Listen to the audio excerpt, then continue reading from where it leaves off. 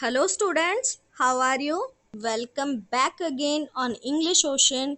I'm Sadhna, your English teacher, and in today's video, I'll show you the 10 most common grammar mistakes that student make and how to avoid them.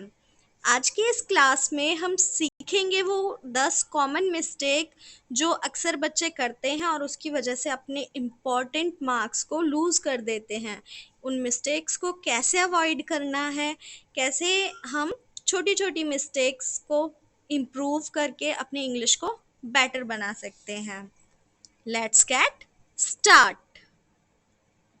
Mistake number 1, सबसे common mistake जो students की रहती है वो है कि बच्चे जब टेंस बनाते हैं या सेंटेंस फिलअप में आता है, एरर में आता है, तो मोस्टली ये आता है कि आप डोंट और डजंट में कंफ्यूज रहते हो। मैंने अपनी लास्ट वीडियो में जब हम पीवाई क्यूज कर रहे थे तब भी ये रूल बताया था। जो मेरे रेगुलर व्यूअर हैं उनको पता होगा। देखो, डोंट और डजंट, इसमें डिफरेंस क्या है ई एस का। तो प्रेजेंट इंडेफिनिट टेंस में एस या ई एस इनको ऐड किया जाता है वर्ब की फॉर्म्स के साथ, हेल्पिंग वर्ब के साथ। किसको सपोर्ट देने के लिए? सब्जेक्ट को सपोर्ट देने के लिए। ठीक है, अगर सब आपको बस एक ट्रिक याद रखनी है, प्लूरल को सपोर्ट की ज़रूरत नहीं है क्योंकि वो दो हैं या दो से ज़्यादा हैं। सपोर्ट की ज़रूरत है सिंगुलर को, जो अकेला है। जो अकेला है उसे ही तो सपोर्ट चाहिएगा ना, तो उसके साथ हम एस या ई एस यूज़ करेंगे। क्लियर? और जो ऑलरेडी प्लूरल है उसको सपोर्ट की ज़रूरत नहीं है, उसके साथ हम एस या ई एस यूज़ नहीं करेंगे। तो नीचे जो आपको सेंटेंस दिया है, he don't go to school, इसमें ही सिंगुलर है वह, तो इसको सपोर्ट की ज़रूरत थी, तो इसलिए यहाँ पे करेक्ट क्या होगा? He doesn't. Clear? Let's move to the next question. She is senior than me. तो देखो, जो इस तरीके के वर्ड्स होते हैं ना, मैंने आपके लिए यहाँ पे लिख दिए हैं, सीनियर, जूनियर, सुपीरियर, इंफीरियर।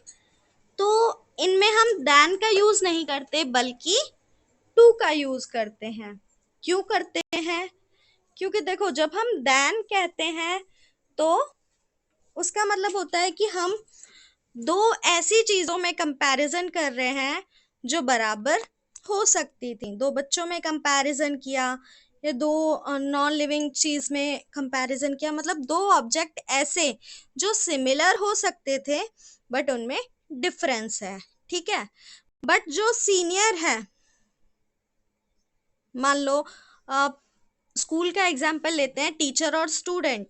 तो टीचर सीनियर है, स्टूडेंट जूनियर है, तो उनमें कंपैरिजन एक जैसे वो नहीं हो सकते थे ना, तो उस जगह हम टू यूज करते हैं। ठीक है, जहाँ पे हम ऐसी दो चीजों का कंपैरिजन करें जिनमें सिमिलरिटी हो ही नहीं सकती थी, तो वहां पे टू आता है।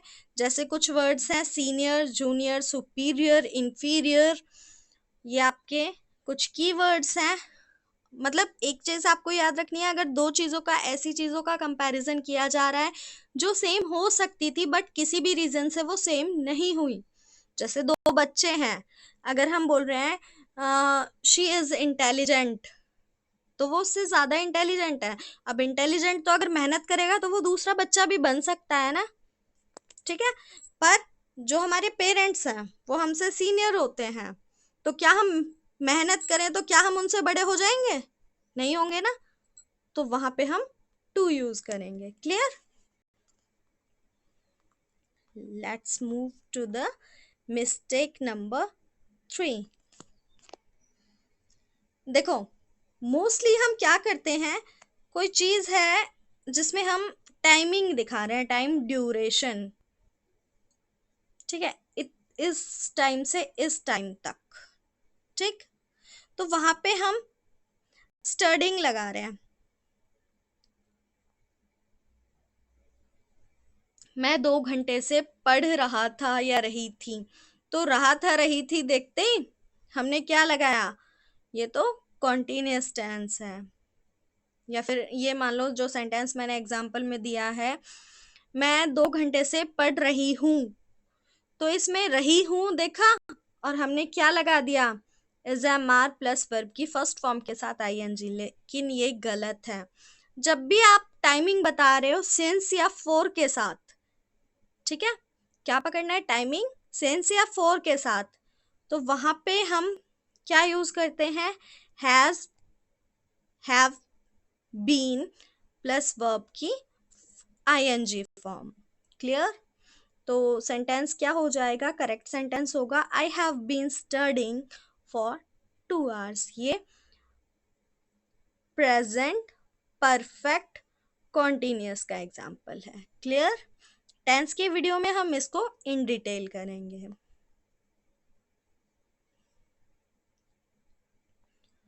मिस्टेक नंबर 4 जो को बच्चे अक्सर करते हैं, he is having a car. जब भी हम पोजेशन दिखाते हैं ना, तो मोस्टली हम क्या करते हैं, स्पीकिंग में ज्यादातर ये मिस्टेक होती है, हैविंग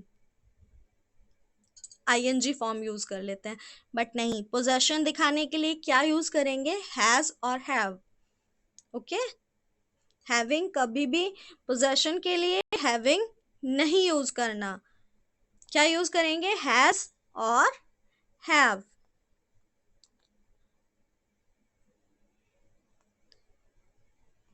इधर लिख देती हूँ।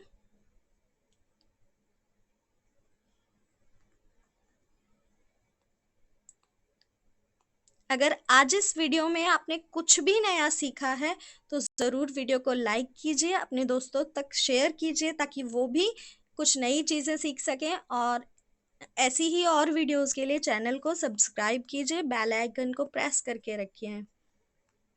मिस्टेक नंबर 5, इसमें क्या होता है कि I didn't knew the answer. ये मोस्टली जो सीबीएसई स्टूडेंट्स होते हैं ना, मैंने उनसे देखा है। ऑनेस्टली मैं किसी को जज नहीं करना चाहती, बट जिन स्कूल्स में लैंग्वेज को बिल्कुल कंपलसरी कर दिया, मैंने उन बच्चों के मुंह से ये सुना है मोस्टली, वो क्या करते हैं, बस उनको बोलना होता है इंग्लिश में। अच्छी बात है, इंग्लिश स्पीकिंग से और प्रैक्टिस से ही आती है, बट हमें क्या याद रखना है, डिड के साथ कौन सी फॉर्म यूज करेंगे हमेशा। देखो, 3 चीजें हमेशा वर्ब की फर्स्ट फॉर्म लेती हैं। फर्स्ट, डिड, जहां भी आपने डिड देखा वहां पे वर्ब की फर्स्ट फॉर्म लगाओ। दूसरा, टू, टू के बाद अगर वर्ब आ रही है तो हमेशा वर्ब की फर्स्ट फॉर्म या बेस फॉर्म होती है। Clear? Base form first form को ही कहते हैं। और जहां पे भी मॉडल, मॉडल, टू और डिड, ये 3 ऐसे वर्ड्स हैं जिनको देखते ही आप कौन सी फॉर्म यूज करोगे, बेस फॉर्म, यानी कि वर्ब की फर्स्ट फॉर्म। क्लियर? अब कोई बच्चा मिस्टेक नहीं करेगा इसमें। One of my friend is absent. देखो, इसमें मिस्टेक क्या थी, इसको समझो, ताकि आगे से अगर देखो मैं चाहूं तो आपको यूं भी रटवा सकती हूँ, one of my friend is absent, one देखते ही क्या लगा देना, प्लूरल नाउन लगा देना। पर नहीं, वो बहुत कॉम्प्लिकेटेड लैंग्वेज हो जाती है, हमें इसको समझना है इजी लैंग्वेज में। ठीक है? तो वन ऑफ माई फ्रेंड, अगर एक ही फ्रेंड होगा, एक ही है, तो उसमें से एक कैसे निकालेंगे, कई सारे फ्रेंड्स हैं उनमें से एक फ्रेंड होगा ना, जब कई सारे हैं उनमें से एक ही आएगा ना। One of my friend is absent, उसके कई सारे फ्रेंड्स थे, उसमें से एक एब्सेंट है ना। अगर एक ही फ्रेंड है, वही एब्सेंट है, तो वो सीधा बोलेगी ना, माई फ्रेंड इज एब्सेंट। ठीक है? अब आपको ये चीज क्लियर हुई? अब मुझे आपको रटवाना नहीं पड़ेगा कि वन ऑफ देखते ही प्लूरल लगा देना नाउन, आप खुद समझ गए। वन ऑफ बोल रही है ना, तो कई सारे होंगे, उनमें से एक। ठीक है। Mistake number 7, each student have a pen. देखो, क्लास में कई सारे बच्चे बैठे हैं, ठीक है, हर एक बच्चे के पास अपना पेन है। अब ये बच्चे तो कई सारे हैं, लेकिन हम क्या कह रहे हैं, ईच। ईच का मतलब होता है प्रत्येक, प्रत्येक, हर बच्चे के पास अपना अलग पेन है, तो ई स्टूडेंट हैज आएगा। अब पता चला ईच के साथ सिंगुलर वर्ब क्यों यूज हुई, क्योंकि ईच में हम दिखा तो ये रहे हैं कि पूरी क्लास की बात हो रही है, पर बेसिकली हम बात किसकी कर रहे हैं, एक बच्चे की, प्रत्येक बच्चे की। ठीक है, तो ईच के साथ सिंगुलर हेल्पिंग वर्ब यूज होगी। सीनरी वर्ड हमेशा सिंगुलर रहता है, ये कभी भी प्लूरल नहीं होता। कुछ ऐसे वर्ड्स हैं जैसे न्यूज, इसका सिंगुलर प्लूरल सेम ही रहता है, न्यूज़ेस नहीं होता, और न्यूज़ में से हटा के एस को हम न्यू भी नहीं करते हैं। न्यूज़ हो गया, सीनरी हो गया, फर्नीचर हो गया। ठीक है, ये ऐसे वर्ड्स हैं जो हमेशा सिंगुलर होते हैं। Clear? The sceneries are beautiful, नहीं, सीनरीज कोई वर्ड नहीं होता, सीनरी होता है, और उसके साथ सिंगुलर ही वर्ब आती है, क्योंकि ये अनकाउंटेबल नाउन है। Clear? She said me to go, उसने मुझसे कहा कि जाओ। She said me to go. देखो, जब भी हम सब्जेक्ट ऑब्जेक्ट के बीच की बातचीत दिखाते हैं, तो जब हमने मी लगा दिया, शी ने किसको कहा, मी को, तो हम सैड यूज नहीं करेंगे, ये क्या हो जाएगा, टोल्ड। ये रूल नरेशन में आपको और अच्छे से इन डिटेल समझ आएगा।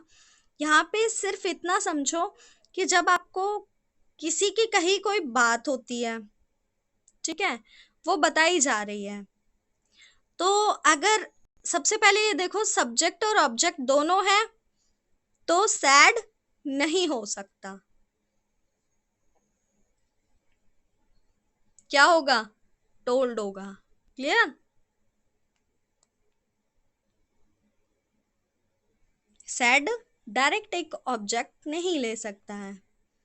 Mistake number 10, I am good in English. कोई भी स्किल होती है, हम उस पर कमांड लेते हैं, स्किल पे कमांड होती है हमारी, एट, इन डेप्थ होती है, इन यूज करते हैं डेप्थ के लिए। ठीक है, तो हम इंग्लिश में अच्छे नहीं हैं, बल्कि हमारी इंग्लिश पर कमांड अच्छी है, तो I am good at English. कोई भी स्किल और सब्जेक्ट आपको दिखाना होगा, अगर आपको कोई स्किल अच्छे से आती है, जैसे आर्ट एंड क्राफ्ट, या फिर ड्राइंग, पेंटिंग, या फिर कोई सब्जेक्ट जो आपको अच्छे से आता है, आप उसके साथ क्या यूज करोगे, एट। अगर आप उसमें बेकार भी हो तो भी एट ही यूज करोगे। She is not good at English. Clear? I hope मैंने आपको बहुत कम टाइम में कुछ इम्पोर्टेंट कराया है, जो आपके एग्जाम के लिए भी बेनिफिशियल होगा, और आपके लिए भी। एक बार रिकैप कर लेते हैं क्विक सा कि आज हमने क्या सीखा। Let's quickly review the 10 most common mistake we fix today. He doesn't go to school. आज हमने सीखा कि डज कहाँ पे यूज होता है, डू कहाँ पे यूज होता है। प्लूरल के साथ हमेशा डू यूज होता है प्रेजेंट इंडेफिनिट टेंस में, और सिंगुलर के साथ डज यूज होता है। ठीक है। सीनियर के साथ टू आता है। सीनियर, ठीक है, जूनियर, इंफीरियर, सुपीरियर, इसके साथ हम टू यूज करते हैं। हैव बीन स्टडिंग, जब भी हम सिंस देखते हैं, सेंटेंस में एक ड्यूरेशन बताई जाती है, तो वहां पे हम has have been plus studying use करते हैं, सॉरी, वर्ब की आईएनजी फॉर्म यूज करते हैं। ही हैज अ कार, जब भी हमें पोजेशन दिखाना होता है हम हैज और हैव यूज करते हैं। क्लियर?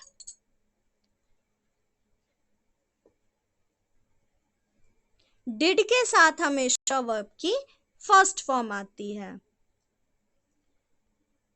अगर हम वन बता रहे हैं तो आउट ऑफ प्लूरल ही बताएंगे। अगर हम ज्यादा की बात कर रहे हैं तो उनमें से एक। ईच हमेशा सिंगुलर नाउन और वर्ब्स लेता है। शी जब भी, सॉरी, सब्जेक्ट जब भी ऑब्जेक्ट लेके आता है तो हम वहां पे सैड यूज नहीं करते। किसी भी सब्जेक्ट या फिर स्किल में मास्टरी को हम एट से शो करते हैं।